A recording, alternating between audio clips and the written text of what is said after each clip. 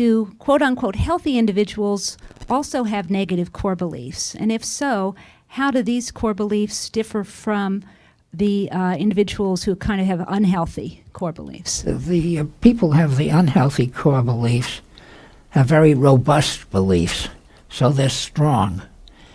And so this belief will prevail over relatively neutral situations. So if the core belief is if I fail, it means I'm miserable. So I'm a miserable person if I fail. If it's a really robust belief, this belief is going to influence the way they perceive relatively neutral situations.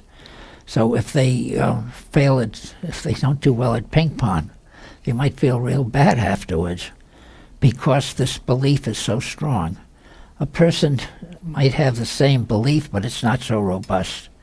And if they fail, they are able to toss it off. I mean, it doesn't dominate their thinking the way it does with people who have the robust belief.